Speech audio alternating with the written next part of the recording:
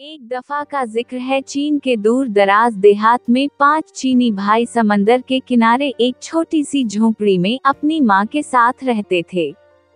वो सब हम शक्ल थे और बिल्कुल एक जैसे दिखते थे।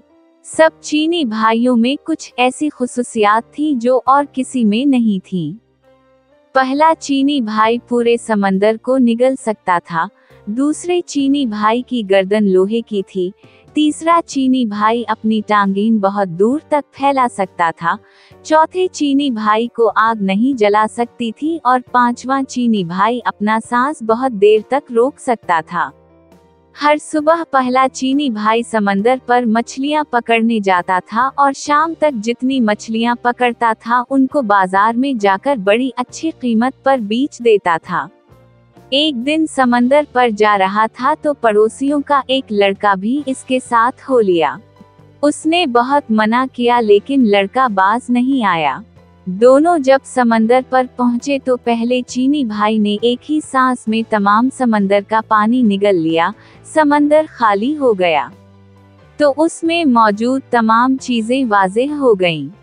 लातादाद मछलियों के अलावा समंदर बेशुमार कीमती खजानों से भरा पड़ा था।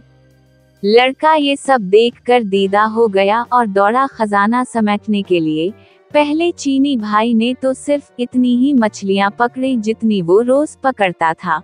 इसके बाद वो चाहता था कि समंदर का पानी वापस समंदर में डाल दे।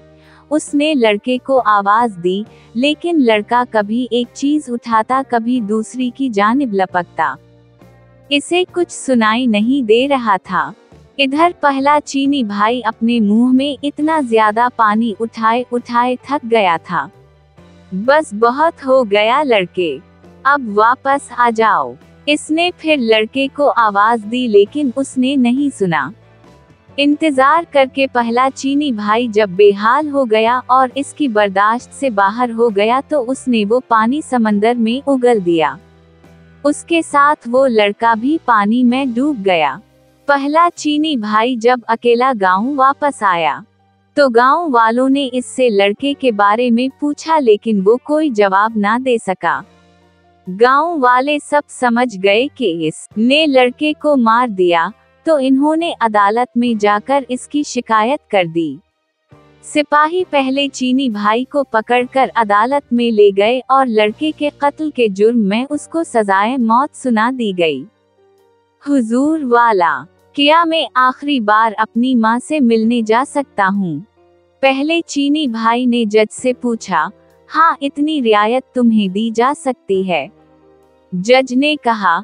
पहला चीनी भाई खुशी खुशी अपने घर गया और अपनी माँ से मिला, लेकिन वो वापस नहीं आया, बल्कि इसकी जगह दूसरा चीनी भाई जेल पहुंच गया जिसकी लोहे की गर्दन थी। चौक पर तमाम गांव के लोग इकट्ठे हो चुके थे।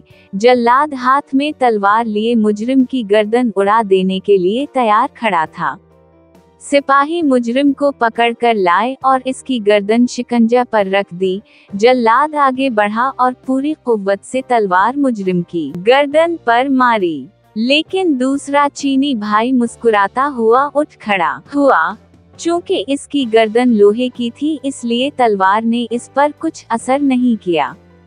ये देखकर गांव का हर शख्स सख्त बरहम हुआ और इसको मारने के लिए कुछ और तरीका सोचा जाने लगा। फिर जज ने फैसला किया कि इसको समंदर में डूबोकर मारा जाए। अगली सुबह सजा से पहले दूसरा चीनी भाई जज के पास गया। जनाब वाला, क्या सजा से पहले मैं आखिरी बार अपनी माँ से मिल सकता हूँ? हाँ, ये एक रियायत तुम्हें दी जा सकती है। जज ने इजाजत देते हुए कहा। वो इजाजत मिलते ही खुशी खुशी अपने घर की तरफ चला, लेकिन अगले दिन वो वापस नहीं आया बल्कि इसकी जगह तीसरा चीनी भाई जेल वापस आया जिसकी टांगें लंबी हो जाती थी। इसकी सजा की तैयारी होने लगी। सारा गांव समंदर के किनारे जुमा हो चुका था। सिपाही उसको किश्ती में बैठा कर समंदर के दरमियान में पहुंच गए जहां पानी गहरा था और तीसरे चीनी भाई को उठाकर पानी में फेंक दिया। तीसरा चीनी भाई जब समंदर में गिरा तो इसकी टांगें लंबी होने लगीं, लंबी लंबी और बहुत ज्यादा लंबी हो गईं कि समंदर की तह से जा लगे और वो डूबने से बच गया। इसका मुस्कुराता हुआ चेहरा देखकर सिपाही और तमाम गांव वाले आग बबूला हो गए। इस बार इन्होंने फैसला किया कि मुजरिम को आग में जलाया जाए। अगली सुबह वो जज के पास गया। हुजूर वाला, क्या मैं आखिरी बार अपनी माँ से मिल सकता हूँ? हाँ, तुम्हें इतनी रियायत दी जा सकती है। जज ने ना चाहते हुए भी इसको इजाजत दे दी। वो खुशी खुशी अपने घर की तरफ दौड़ा, लेकिन माँ से मिलकर वो वापस नहीं आया, बल्कि इसकी जगह चौथा चीनी भाई वापस आया। गांव वाले चौक पर जुमा हो गए और सिपाहियों ने आग का एक बहुत बड़ा अलाव धकाया, जिसके शोले आसमान को छू रहे थे। फिर चौथे चीनी भाई को इस आग में धकेल दिया गया। कितना सुकून मिल रहा है। चौथा चीनी भाई मुस्कुराते हुए बोला, क्योंकि इसको आग जला नहीं सकती थी। आग और तेज कर दो, लोगों ने चला चला कर सिपाहियों को कहा, और इन्होंने आग और ज्यादा तेज कर दी। ओह, बड़ा मजा आ रहा है, चौथा चीनी भाई खुशी से बोला। गांव के लोग ये देखकर सीख पा हो गए। फिर इन्होंने फैसला किया कि उसे बदबूदार जगह पर बंद कर दिया जाए, ताकि दम घुटने से मर जाए। अगली सुबह चौथा चीनी भाई जज के पास आया। हुजूर वाला, क्या एक आखिरी बार में अपनी माँ से मिलने जा सकता हूँ? हाँ, इतनी रियायत तुम्हें दी जा सकती है। जज भी इस बार गुस्से से बोला।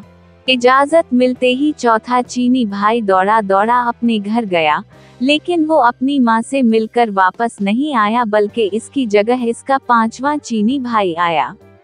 सारा गांव चौक पर इकट्ठा हो चुका था। एक बंद कोठरी में बेशुमार बदबूदार और जहरीली जुड़ी बोटियां इकट्ठी करके जलाई गईं और पांचवी चीनी भाई को इस कोठरी में फेंक कर ताला लगा दिया गया। सारी रात तजस्सुस में गांव वाले कोठरी के बाहर बैठे रहे। सुबह को जब सिपाहियों ने उसकी लाश निकालने के लिए दरवाजा खोला तो पांचवा चीनी भाई मुस्कुराता हुआ बाहर निकला, क्योंकि वो बहुत देर तक अपना सांस रोक सकता था, इसलिए बदबू से नहीं मरा। लोग ये देखकर हुक्का बक्का रह गए।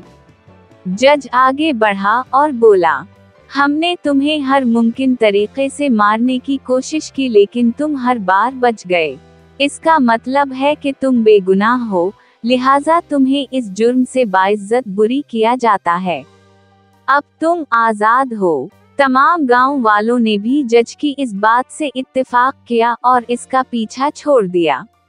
वो खुशी खुशी अपने घर की तरफ दौड़ा, जहां उसकी माँ और चारों चीनी भाई इसका इंतजार कर रहे थे। उनकी बाकी जिंदगी हंसी खुशी गुजरी। कहानी पसंद आई हो तो लाइक और सब्सक्राइब जरूर करें।